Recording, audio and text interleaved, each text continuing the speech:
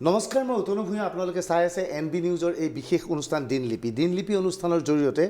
আমি ৰাজ্য দেশ তথা আন্তৰ্জাতিক পৰ্যায়ৰ সকলো খবৰ একেলগে আপোনালোকক দিবলৈ চেষ্টা চলাওঁ এই অনুষ্ঠানৰ সমস্ত খবৰ আপুনি একেলগে লাভ কৰিব দিনটোৰ সকলো খবৰ দিনলিপি অনুষ্ঠানত লাভ কৰিব দিনলিপি অনুষ্ঠানত আজি মোৰ সৈতে সহযোগ কৰিছে মোৰ সহযোগী ময়ূৰী চৌধুৰী হয় ধন্যবাদ জনাইছো অতনু ভূঞা এই মুহূৰ্তত দিনলিপি দৰ্শকসকলক স্বাগতম জনাইছো ময়ূৰী চৌধুৰীয়ে পৰৱৰ্তী সময়ত আপোনালোকলৈ অধিক খবৰ লৈ আহিব কিন্তু দৰ্শকৰ জ্ঞাততে জনাওঁ দিনলিপিত মোক তিনিটা বিষয়বস্তুক আজি হেডলাইন হিচাপে আমি গণ্য কৰিছোঁ এই তিনিটা বিষয়বস্তুৰ ওপৰত আমি আলোচনা কৰিবলৈ সাজু হৈছোঁ আটাইতকৈ ডাঙৰ খবৰটো যিটো 1 নম্বৰ হেডলাইন হিতাধিকাৰীৰ বিৰুদ্ধে মোদী এই কথা শুনি নিশ্চয় আচৰিত হৈছে অসমত যিটো সময়ত হিমন্ত বিশ্ব শৰ্মাৰ নেতৃত্বত চৰকাৰখনে ঘনে ঘনে হিতাধিকাৰী সৃষ্টি কৰিছে সেই সময়ত প্ৰধানমন্ত্ৰী মোদীয়ে আজি তাৎপৰ্যপূৰ্ণভাৱে মন্তব্য কৰিছে যে বিজেপিয়ে হিতাধিকাৰী সৃষ্টি কৰাটো নিবিচাৰে হিতাধিকাৰীৰ বিৰুদ্ধে আছে বিজেপি স্বাভাৱিকতে মোদীৰ এই বক্তব্য কিয় তাৰ ওপৰত আমি বিশ্লেষণ আগবঢ়াম দ্বিতীয়তে আজিৰ দ্বিতীয় হেডলাইনটো হৈছে ডিএনএলৰ সৈতে ডিমা হাছাও ডিএনএল নামৰ সংগঠনটোৰ সৈতে আজি ত্ৰিপাক্ষিক চুক্তি অনুষ্ঠিত হৈছে নতুন দিল্লীত য'ত মুখ্যমন্ত্ৰী হিমন্ত বিশ্ব শৰ্মা কেন্দ্ৰীয় গৃহমন্ত্ৰী অমিত শ্বাহ উপস্থিত আছিল অমিত শ্বাহে আজি দাবী কৰিছে ডিএনএলৰ সৈতে চুক্তি হোৱাৰ লগে লগে অসমত কোনো জনজাতি সংগঠন নাই কোনো জনজাতি সন্ত্ৰাসবাদী সংগঠন নাই যি হাবিত থাকি চৰকাৰৰ বিৰুদ্ধে যুদ্ধ কৰি আছে তৃতীয়তে আজিৰ আটাইতকৈ গুৰুত্বপূৰ্ণ বিষয়টো হৈছে চালানী মাছ নাখাব ইতিমধ্যে মীন বিভাগৰ মন্ত্ৰী পৰিমল শুক্লবৈদ্যই কালি আমাৰ দিনলিপি অনুষ্ঠানত কৈছিল যে পৰাপক্ষত চালানী মাছ খাব নালাগে আজি চিকিৎসকৰ দলে এই চালানী মাছত ব্যৱহাৰ কৰা ফৰ্মেলিনৰ ফলত কেনেধৰণৰ মানুহ ক্ষতিগ্ৰস্ত হ'ব পাৰে তাৰ বিতং তথ্য সদৰি কৰিছে সেই বিষয়ে আপোনালোকক অৱগত কৰিম কিন্তু এই সমস্ত বিষয়বস্তুৰ ওপৰত আলোচনা কৰাৰ পূৰ্বে দৰ্শকক জ্ঞাততে জনাওঁ যে দিনলিপি অনুষ্ঠানত মই প্ৰতিদিনে এটা বিশেষ বিষয়বস্তু কভাৰ ষ্টৰী হিচাপে লওঁ আজিৰ কভাৰ ষ্টৰীৰ বিষয়বস্তু হৈছে এই ধৰণৰ 2024 লোকসভা নিৰ্বাচনৰ প্ৰতি লক্ষ্য ৰাখি কংগ্ৰেছে আৰম্ভ কৰিছে ৰণকৌশল সেই মৰ্মে বৃহস্পতি আৰু শুকুৰবাৰে কংগ্ৰেছে বিশেষ সভাৰ আয়োজন কৰিছে কংগ্ৰেছে বৃহস্পতিবাৰে নিশা 11টা বিৰোধী দলৰ সৈতেও আলোচনাত মিলিত হয় প্ৰশ্ন হৈছে অস্তিত্বহীন সৰু সৰু দলৰ সৈতে বুজাবুজি কৰি কংগ্ৰেছে ভুল কৰিব গৈছে নেকি কংগ্ৰেছৰ ৰণকৌশলৰ ওপৰত আজিৰ কভাৰ ষ্টৰীত বিশ্লেষণ কৰিব এডিটৰ ইন চিফ অতনু ভূঞাই এইবাৰ আৰু বিগত বিধানসভা নিৰ্বাচনৰ সময়ৰ কথা সেই সময়ত বিজেপিৰ ফালৰ পৰা হিমন্ত বিশ্ব শৰ্মাক মুখ্যমন্ত্ৰী হিচাপে প্ৰক্ষেপ কৰা হোৱা নাছিল সেই সময়ত মুখ্যমন্ত্ৰীৰ দায়িত্বত আছিল সৰ্বানন্দ সোণোৱাল সেই সময়ত বহুতৰ মাজত বিজেপিৰ নেতৃত্বৰ মাজত অসমৰ জনসাধাৰণৰ মাজত দ্বিমত আছিল যে আচলতে সৰ্বানন্দ সোণোৱাল দ্বিতীয়বাৰৰ বাবে মুখ্যমন্ত্ৰী হ'ব নে হিমন্ত বিশ্ব শৰ্মাক মুখ্যমন্ত্ৰীৰ দায়িত্ব দিব বিজেপি নেতৃত্বই সেইবাৰ বিশেষকৈ হিমন্ত বিশ্ব শৰ্মাৰ তৎপৰতাত কেতবোৰ প্ৰতিশ্ৰুতি আগবঢ়াইছিল বিজেপিৰ ফালৰ পৰা কোৱা হৈছিল অৰুণোদয় আঁচনি অনা হ'ব এখন আঁচনিৰ জৰিয়তে বিয়া নোহোৱা মহিলাসকলক সাহায্য দিয়া হ'ব তেওঁলোকে কৈছিল মাইক্ৰ' ফাইনেন্সৰ ঋণ ৰেহাই দিয়াৰ ব্যৱস্থা কৰাব হিমন্ত বিশ্ব শৰ্মাৰ ঘোষণা আছিল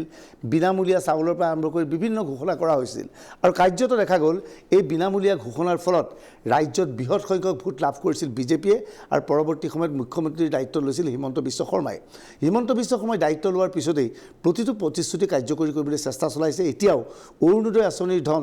প্ৰতি ছমাহৰ মূৰে মূৰে বা এবছৰৰ মূৰে বৃদ্ধি কৰাৰ প্ৰয়াস কৰিছে বৃদ্ধি কৰি আহিছে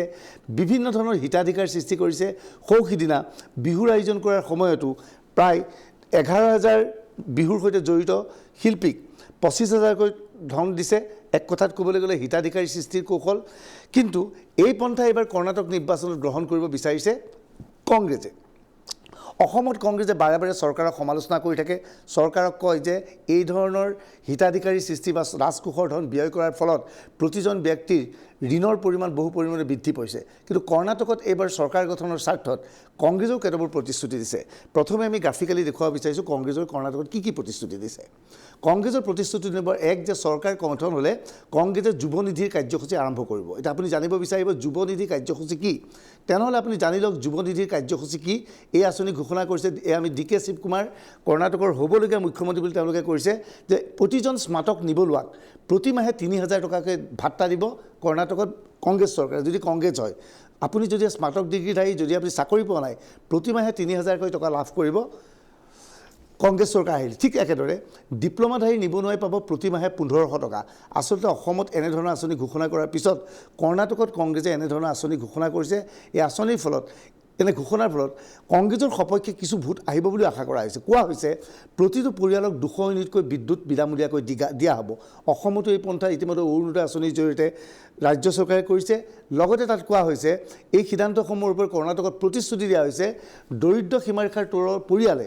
প্ৰতিমাহে 10 কেজিকৈ চাউল লাভ কৰিব। অৰ্থাৎ অসমত যিদৰে হিতাধিকাৰ সৃষ্টি কৰি হিমন্ত বিশ্বৰ নেতৃত্বত বিজেপি চৰকাৰখন গঠন হ'ল, একেই পন্থা এইবাৰ কৰ্ণাটকত কংগ্ৰেছে গঠন কৰিব বিচাৰিছে। পুনৰ কৈছোঁ, কংগ্ৰেছে মূলতঃ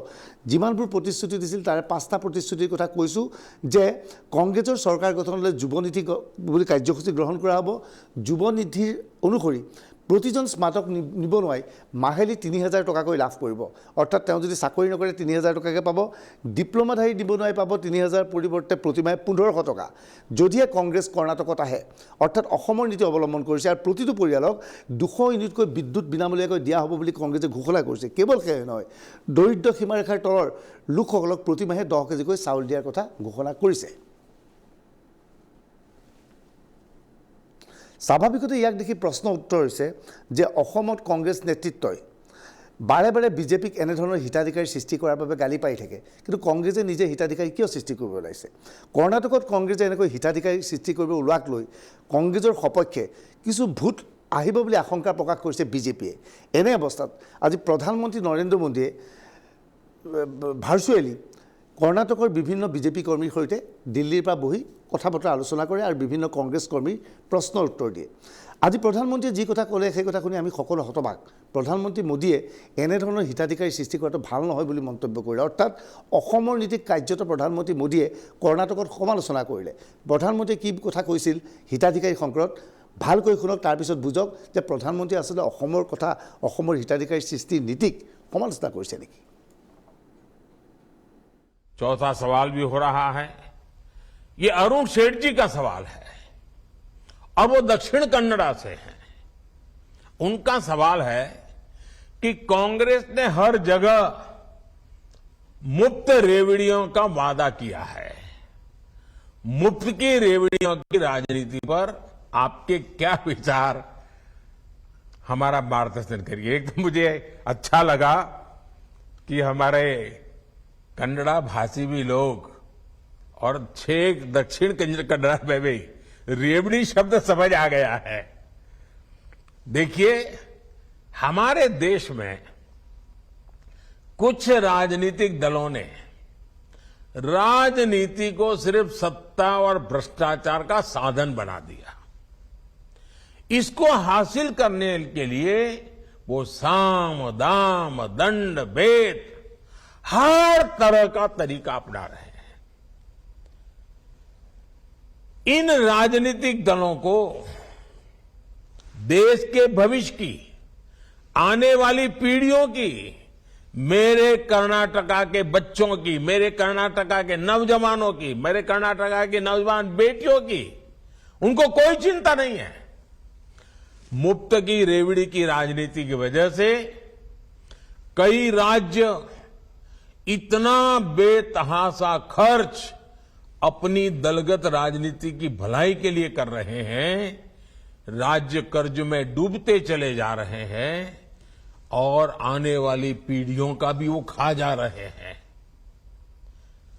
देश ऐसे नहीं चलता, सरकार ऐसे नहीं चलती। सरकार को पीढ़ियों बनाने का लिए भी काम करना होता है। सरकार को वर्तमान के साथ साथ भविष्य का भी सोचना पड़ता है। सरकार सिर्फ सुबह शाम रोजमर्रा की रोजी रोटी कमाने वाली जिंदगी पर नहीं चल सकती, बल्कि उसको एसेट क्रिएशन पर काम करना पड़ता है, संपदा बनानी पड़ती है, ताकि दशकों दशक तक देश के हर परिवार का जीवन ठीक से चलता रहे। इसलिए बीजेपी शॉर्टकट नहीं, बल्कि विकसित भारत के निर्माण के लिए काम कर रही है। প্ৰধানমন্ত্ৰীৰ বক্তব্য শুনি এনেকুৱা লাগে যে অসমত এতিয়া বিজেপি চৰকাৰ নাই নেকি, অসমত এতিয়া কংগ্ৰেছৰ চৰকাৰ আছে নেকি। কিন্তু অসমত সৰ্বাধিক হিতাধিকাৰ সৃষ্টি কৰা হৈছে আৰু হিমন্ত বিশ্ব শৰ্মাই বাৰে বাৰে কয় হিতাধিকাৰ সৃষ্টি কৰা হ'বই। কিন্তু প্ৰধানমন্ত্ৰীৰ মতে এনে শ্বৰ্টকাট লৈ শাসন লাভ কৰিবলৈ প্ৰয়াস কৰাটো উচিত নহয়। কৰ্ণাটকত প্ৰধানমন্ত্ৰীয়ে যি কথা ঘোষণা কৰিছে অসমৰ নীতিৰ সৈতে কিন্তু সম্পূৰ্ণ পৃথক। প্ৰধানমন্ত্ৰীয়ে তাৎপৰ্যপূৰ্ণভাৱে কৈছে শ্বৰ্টকাটেৰে গৈ ভোট পাবলৈ চেষ্টা কৰাটো উচিত নহয়। যিটো কাম অসমত হৈ আছে সেই কামৰ বিৰোধিতা কৰিছে স্বয়ং প্ৰধানমন্ত্ৰীয়ে আজি কৰ্ণাটকৰ বিজেপি কৰ্মীৰ সৈতে হোৱা আলোচনাৰ সময়ত। बीजेपी शॉर्टकट नहीं बल्कि विकसित भारत के निर्माण के लिए काम कर रही है। और आप कभी रेलवे स्टेशन पर गए होंगे तो देखते होंगे कुछ लोग एक प्लेटफॉर्म से दूसरे प्लेटफॉर्म पर जाना है तो ऊपर का वो ब्रिज छोटा सा चढ़ करके जाते हैं और कुछ लोग जल्दी में नीचे ही कूद करके पटरी क्रॉस करके भागने की कोशिश करते। वहां लिखा होता है shortcut will cut you short. ये सब जगह पे लागू होता है। साथियों, बीजेपी सिर्फ 5 साल के नहीं सिर्फ हमारी सत्ता के लिए नहीं बल्कि हम देश के लिए सोचते हैं। हम दल के लिए नहीं देश के लिए सोचते हैं। हम सिर्फ हमारी आज की चुनाव की राजनीति के लिए नहीं, हम 25 साल में भारत को कहां ले जाएंगे इस सपनों को साकार करने के लिए काम कर रहे हैं।